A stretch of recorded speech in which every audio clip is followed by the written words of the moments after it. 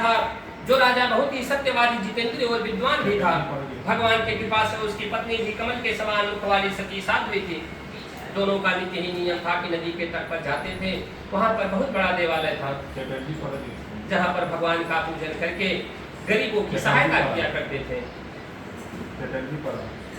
उसी बीच व्यापार के लिए बहुत सारी धनराशि लेकर के एक साधु नामक बढ़िया आया।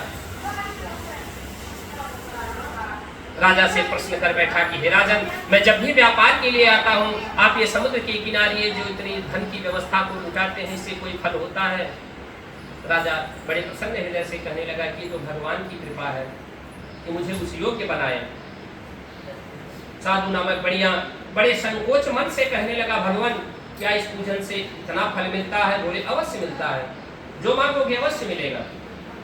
कहने लगा मुझे कोई संतति नहीं है, उस बढ़िया को कोई संतान नहीं था।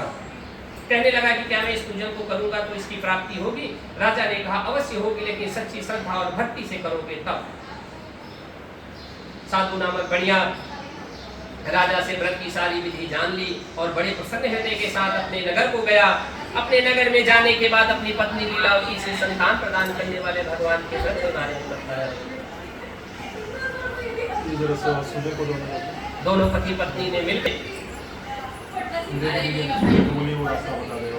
भगवान के समक्ष उपस्थित होकर के संकल्प किया कि हे भगवान, अगर मुझे कोई संतान की प्राप्ति होगी तो मैं आपका पूजन करूंगा। भगवान जो है सो भक्तों को बहुत समय देते हैं, इतना समय देते हैं कि उतना समय कोई नहीं देता। ये साधु नामक बढ़िया कह बैठा कि जब आप मुझे संतान दोगे तभी मैं आपका पूजन करूंगा, अन्यथा नहीं। संकल्प तो कर ले रहा हूं, संकल्प करने में क्या जाता है। समय की व्यवस्था, भगवान की कृपा, जैसे जैसे समय बीतता गया, साधु की स्त्री धर्मांतरण में प्रवृत्ति हुई। 10वें मास में उसने एक सुंदर सी कन्या को जन्म दिया। तब लीलावती ने अपने पति से मीठे वचनों में कहा, स्वामी आपने पुनर्काल में जो संकल्प किया था उसे पूरा क्यों नहीं कर लेते? साधु नामक बढ़िया अपनी पत्नी को समझा बुझा दिया कि कन्या तो घर में आ गई, अब क्या बात है, कोई उत्सव पर्व रहेगा, उसी बीच में कन्या का पूजन कर दिया जाएगा, क्यों परेशान होती हो? जाओ तुम अपना काम करो, अभी मैं व्यापार के काम से बहुत व्यस्त हूँ, हमारे पास समय नहीं है। पत्नी को समझा बुझा करके वो व्यापार में मस्त हो गया। समय की व्यवस्था काफी समय बीतने के बाद एक दिन साधु नामक बढ़िया अपने नगर में बैठ करके दूतों से कुछ सलाह कर रहा था। अचानक उसकी नजर उसके कन्या पर पड़ी। देखा, दूतों से सलाह किया कि देखो हमारी कन्या कितनी बड़ी हो गई और विवाह के योग्य हो गई, क्यों ना कोई अच्छा सा वर देख करके कन्यादान कर देते हैं। साधु नामक बढ़िया दूत को आदेश दिया। दूत आदेश पाते ही कांचन नगर में जा पहुंचे, जहां से एक सुंदर और सभी गुणों में संपन्न बड़े पुत्र को ले आया। देखा वह गुणवान है, सुंदर है, बिना सोचे विचारे कन्यादान कर दिया, किंतु भगवान का पूजन अभी तक नहीं हुआ। लोग कहते हैं भगवान समय नहीं देते हैं। अब कितना समय चाहिए भैया?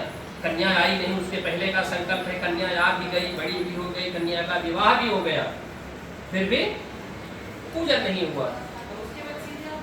भगवान ने कहा, बच्चा हमने तो तुम्हें बहुत समय दे दिया, अब तुम्हारी परीक्षा ली जाएगी।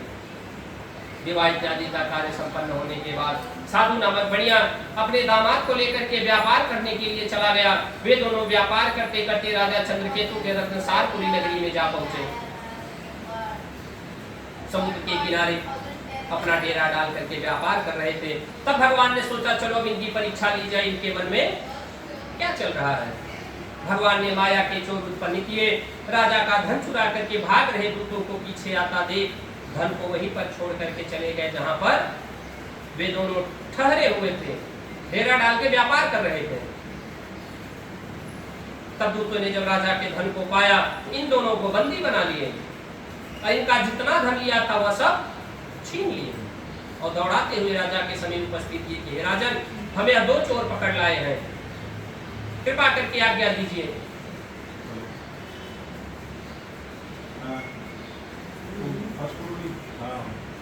राजा ने उनकी एक नहीं सुनी, उनका धन छीन लिया और उन्हें कठिन कारागार में डाल दिया। भगवान की माया देखिए साधु के घर की क्या दशा हुई कि किस प्रकार की सुविधा उत्पन्न हुई कि घर में खाने का एक दाना तक न बचा। पत्नी और पुत्री दोनों शारीरिक और मानसिक पीड़ा से व्याकुल हो गई। कन्या दिन भर ग्राम में घूमती थी, रात्रि होते अपने घर को आ जाती थी। एक दिन की बात है, कन्या घूमते घूमते किसी ब्राह्मण के घर जा पहुंची। जहाँ पर देखी भगवान का पूजन हो रहा था, वहीं पर बैठ गई, कथा को सुनी, प्रसाद इत्यादि खाई, थोड़ा सा प्रसाद अपने माँ के लिए भी लेकर के आई।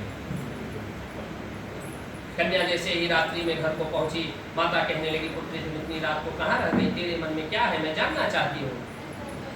कन्या कहने लगी, माता मैंने मनोरथ को पूर्ण करने वाले भगवान के व्रत को देखा है और मैं भी उस व्रत को करना चाहती हूँ। कन्या के मुख की ऐसी वाणी को सुन करके जब कन्या ने उस प्रसाद को अपनी माँ के समीप उपस्थित किया, तब साधु की पत्नी को पुराने किए हुए संकल्प की व्यवस्था याद आ गई। कि पुत्री, मैं तुमसे बहुत पुराने रहस्य के बारे में बताना चाहती हूँ। तुम्हारे जन्म से पहले हमने और तुम्हारे पिताजी ने एक संकल्प किया था। हो सकता है उसी के कारण तो हमारी अवस्था नहीं हो गई। करे क्या, घर में कुछ है नहीं, जैसे तैसे करके भगवान का पूजन करना प्रारंभ करी। कई वर्षों के बाद भगवान ने जब उनकी तपस्या को देखा तो उनको दर्शन दिए कि क्या चाहती हो, मांग लो। साधु की स्त्री कहती है कि हमारे पति और दामाद जहाँ कहीं भी हो, शीघ्र अपने नगर की ओर चले आवे भगवान, हमें और कुछ नहीं चाहिए।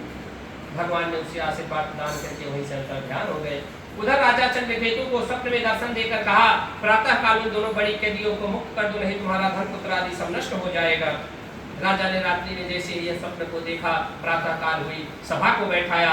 सभा के मध्य में मंत्रियों से सलाह किया, विद्वानों से, कि हमने रात्रि में ऐसा स्वप्न देखा है। राजा ने दूतों को आदेश दिया कि इन दोनों को मुक्त कर दो।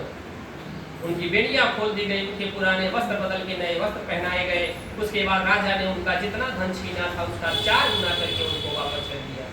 भगवान की कृपा होती है तो ऐसे ही होती है। कहाँ वो लोग कालकोठरी में थे, कहाँ अभी 4 गुना माल लेकर के वहां से भागने के फिराक में हो। राजा चंद्रकेतु ने उन्हें नमस्कार करके कहा, महानुभाव आप लोग अपने नगर की ओर चले जाइए, आपके नगर वाले आपकी राह देख रहे हैं। बोलिए प्रेम से सत्यनारायण भगवान।